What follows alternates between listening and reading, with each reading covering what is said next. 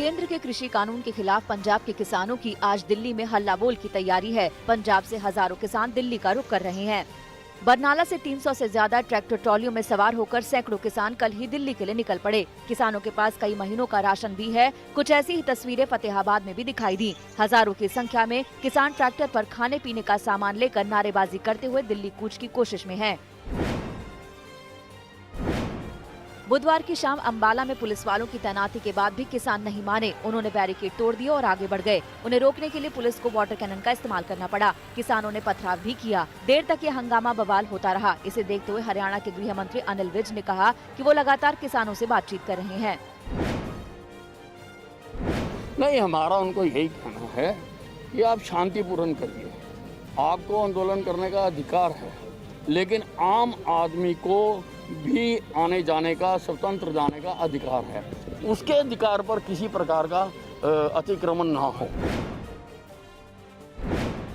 किसानों के दिल्ली चलो आंदोलन को देखते हुए दिल्ली से लगी तमाम सड़कों पर भारी सुरक्षा इंतजाम किए गए हैं। जगह जगह बैरिकेडिंग की गई है। बड़ी संख्या में पुलिस वाले भी तैनात किए गए हैं ताकि किसानों को आगे बढ़ने से रोका जा सके। दिल्ली पुलिस ने कोरोना के खतरे का हवाला देते हुए किसानों के इस प्रदर्शन को इजाजत नहीं दी है।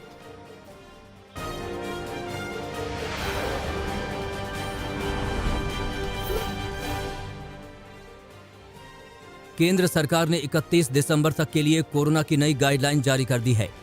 इसमें राज्य सरकारों को निर्देश दिए गए हैं कि केंद्र से चर्चा के बगैर कंटेनमेंट जोन के बाहर लॉकडाउन नहीं लगाएं। हालांकि राज्यों को अपने हिसाब से नाइट कर्फ्यू की इजाजत दी गई है।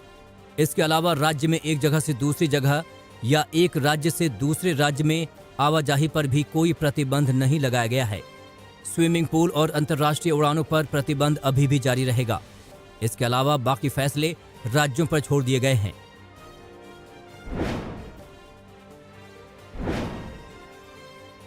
दिल्ली में 24 घंटे में अब तक के सबसे ज्यादा करीब 26,000 आरटी-पीसीआर टेस्ट किए गए।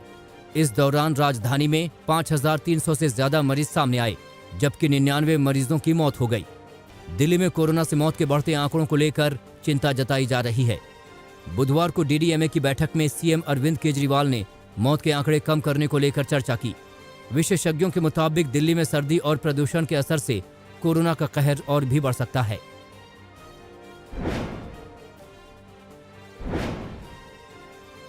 महाराष्ट्र में कोरोना मामले फिर से बढ़ने लगे हैं। 24 घंटे में राज्य में 6,000 से ज्यादा मरीज सामने आए, जबकि 65 मरीजों की मौत हो गई। महाराष्ट्र में कुल कोरोना मामले 18 लाख के करीब पहुंच रहे हैं। वहीं राजस्थान में भी कोरोना की दूसरी लहर देखी जा रही है। राज्य में 24 घंटे में 3200 से ज्यादा मामले सामने आए हैं, जबकि 18 मरीजों ने दम तोड़ दिया है।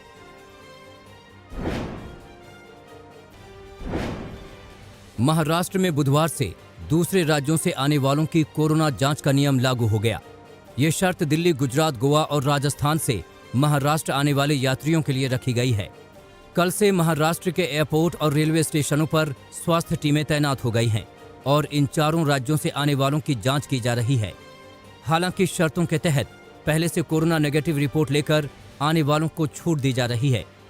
पहले दिन कोरोना टेस्ट के लिए यात्रियों को काफी मशक्कत उठानी पड़ी और स्टेशन, हवाई अड्डों से बाहर निकलने के लिए घंटों इंतजार करना पड़ा।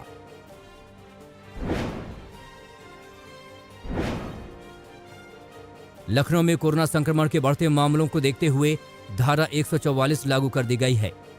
ये आदेश 1 दिसंबर तक प्रभावी रहेगा। इस दौरान सार्वजनिक कार्यक्रमों और समारोहों पर प्रतिबंध रहेगा। किसी भी कार्यक्रम के लिए प्रशासन से अनुमति लेनी जरूरी होगी।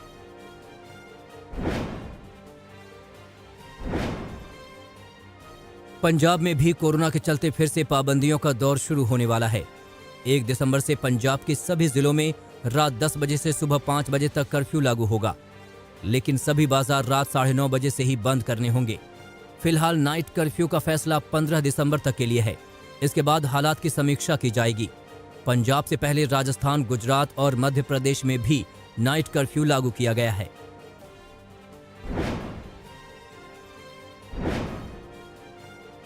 पटना के चिड़ियाघर में एक शेर की अचानक मौत होने पर कोरोना संक्रमण का शक किया जा रहा है। 7.5 साल के शेर का जन्म इसी चिड़ियाघर में हुआ था। उसे किसी तरह की बीमारी नहीं थी। एक दिन पहले उसको हल्का बुखार आया था, जिसका इलाज चल रहा था। लेकिन शेर ने दम तोड़ दिया। चिड़ियाघर प्रशासन ने कोरोना टेस्ट के लिए शेर का सैंपल भेज दिया है।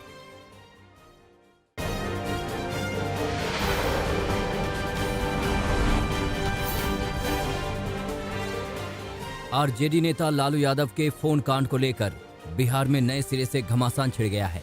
बीजेपी का आरोप है कि जेल में चारा घोटाले में सजा याफ्ता लालू यादव ने उनके विधायक ललन पासवान को फोन करके स्पीकर के चुनाव से गैर हाजिर रहने को कहा। बीजेपी ने इस बातचीत का एक टेप भी जारी किया है। रांची जेल में बंद लालू यादव को कोरोना के खतरे के चलते सरकारी बंगले में शिफ्ट किया गया था। बीजेपी का आरोप है कि लालू जेल सुविधाओं का दुरुपयोग कर सरकार गिराने की साजिश रच रहे हैं। वहीं आरजेडी ने इस टेप को बीजेपी की साजिश बताया है। उनके चरण पर भी क्या फिर वो कहने लगे कि हमें साथ दो और ये स्पीकर को गिराना है, सरकार गिराना है, आगे बढ़ाए, मंत्री बने। टेप कांड के घमासान के बीच बिहार विधानसभा में स्पीकर के लिए चुनाव हुए। हंगामे के बीच हुई वोटिंग के बाद बीजेपी के विजय कुमार सिन्हा विधानसभा अध्यक्ष चुने गए। स्पीकर के लिए वोटिंग के वक्त तेजस्वी ने नीतीश की मौजूदगी का विरोध किया। हालांकि काउंटिंग के बाद नीतीश और तेजस्वी विजय सिन्हा को स्पीकर के आसन तक पहुंचाने गए। विधानसभा में वोटिंग के दौरान बीजेपी विधायकों ने जय श्री राम के नारे भी लगाए।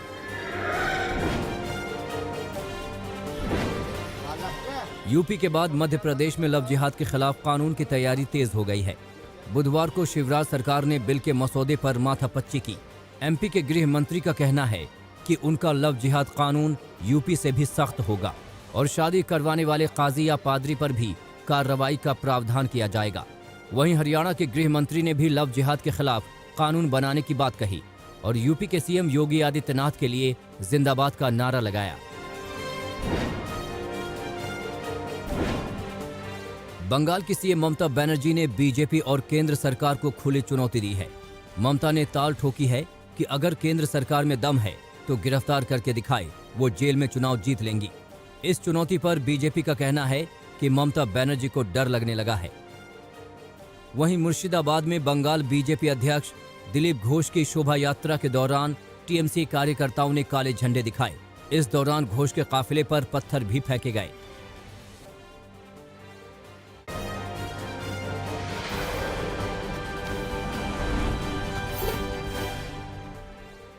रामपुर में दो गुटों में आपसी विवाद का वीडियो वायरल हो रहा है, जिसमें एक पक्ष के हाथों में अवैध हथियार भी दिखाई दे रहे हैं। किसी भी पक्ष ने शिकायत नहीं की है, लेकिन वीडियो वायरल होने के बाद पुलिस जांच में जुटी है।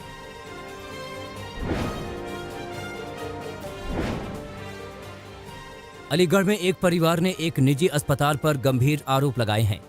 आरोप ये कि बिल जमा न करने की वजह से अस्पताल ने नवजात बच्ची की लाश परिवार को नहीं सौंपी और बच्ची की लाश को चूहों ने अपना निवाला बना लिया। परिवार वालों के मुताबिक जन्म के बाद डॉक्टरों ने बच्ची को मशीन में रखने की बात कही। कुछ देर बाद डॉक्टरों ने परिजनों को सूचना दी कि बच्ची की मौत हो गई। मृत बच्ची का शव जब परिजनों ने देखा तो उनके होश उड़ गए। चेहरा जगह जगह इस तरह कटा हुआ था कि जैसे किसी चूहे अथवा जहरीले कीड़े आदि ने काट लिया हो।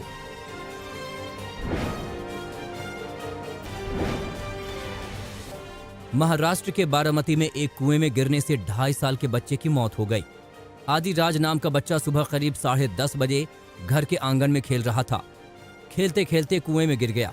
घर के बाकी सदस्य अपने अपने काम में होने के कारण किसी को उसकी खबर नहीं लगी।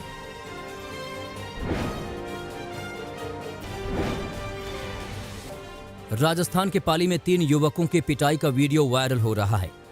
बताया जा रहा है कि तीनों एक बुजुर्ग महिला का मंगलसूत्र छीनकर भागने की कोशिश कर रहे थे कि तभी लोगों ने पकड़ लिया और जमकर धुनाई कर दी।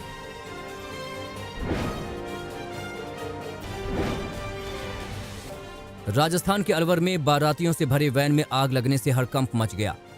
बताया जा रहा है कि आग वैन में गैस किट की वजह से लगी।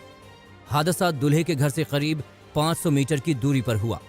हादसे के बाद बारातियों ने वैन में से कूदकर अपनी जान बचाई।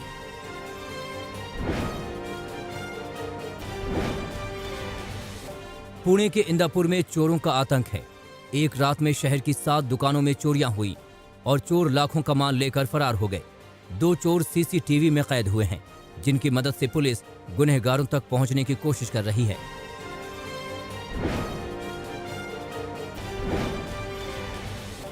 बिहार के बक्सर में खेत में खूनी खेल खेले जाने की खबर से हड़कंप है। खलिहान में काम कर रहे 3 किसानों पर अज्ञात लोगों ने हमला किया और दनादन गोलियां दागी। 2 किसानों की हालत गंभीर बताई जा रही है।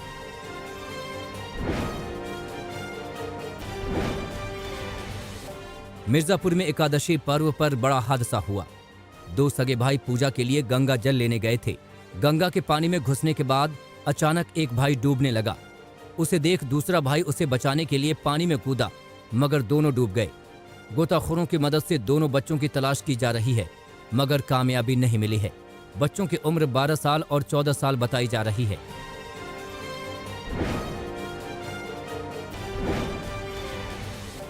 राजस्थान के झालावाड़ में शादी समारोह में जाते हुए कुछ बदमाशों ने एक पुलिसकर्मी पर चाकुओं से जानलेवा हमला किया, जिसके बाद शहर की पुलिस ने धरपकड़ अभियान चलाया और एक आरोपी को गिरफ्तार कर लिया। दूसरे आरोपियों की तलाश की जा रही है।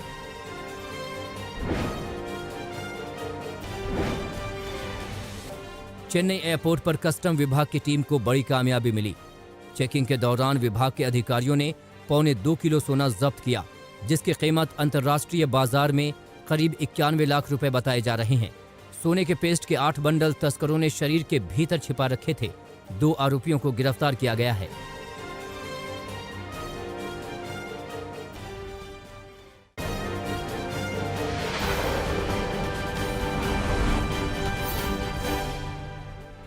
गुरुग्राम में पुलिस के लिए सिरदर्द बने गैंगस्टर पवन नेहरा को पुलिस ने उत्तराखंड से गिरफ्तार कर लिया है।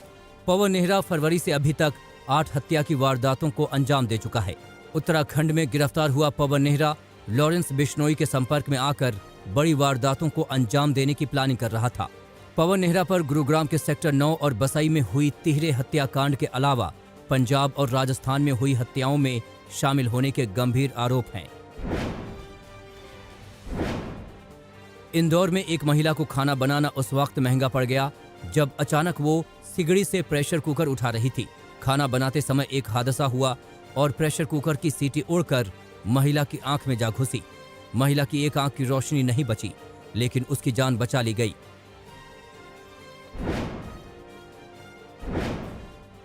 झारखंड के खूंटी में 3 युवकों की लाश मिलने से हड़कंप मच गया।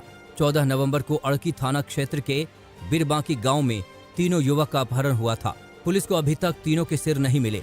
अपने घर से बंदगांव बाजार के लिए महेंद्र होरो, दुर्गा मुंडा और मुंडका मुंडा निकले थे, लेकिन तीनों फिर लौटकर वापस नहीं आए। पुलिस कई संदिग्धों से पूछताछ कर रही है।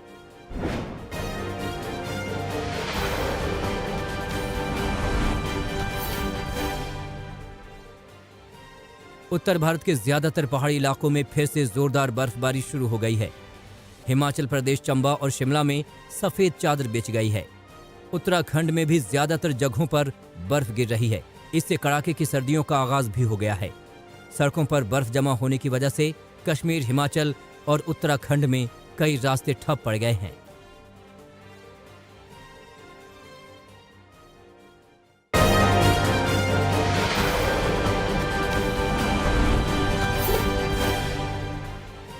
अर्जेंटीना के मशहूर पूर्व फुटबॉलर और अपने जमाने में दुनिया के दिग्गज फुटबॉल खिलाड़ी डिएगो माराडोना का निधन हो गया है। खबरों के मुताबिक माराडोना का निधन दिल का दौरा पड़ने से हुआ है। 80 और 90 के दशक में फुटबॉल की दुनिया में माराडोना की तूती बोलती थी। माराडोना ने 1977 से 1994 तक अर्जेंटीना के लिए फुटबॉल खेला। माराडोना ने अकेले अपने दम पर अर्जेंटीना को 1986 का फुटबॉल वर्ल्ड कप जिताया था। FIFA player of the century पुरस्कार के लिए उन्हें इंटरनेट मतदान में पहला पायदान मिला था और उन्होंने पेले के साथ पुरस्कार में साझेदारी की थी।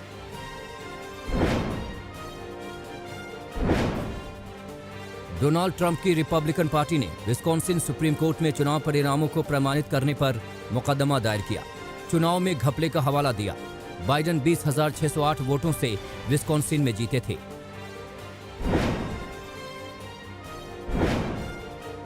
ईरानी राष्ट्रपति हसन रूहानी ने उम्मीद जताई कि अमेरिका के नवनिर्वाचित राष्ट्रपति जो बाइडेन ओबामा के दौर की नीतियों को लागू करेंगे और दोनों देशों के बीच के रिश्ते सुधारेंगे।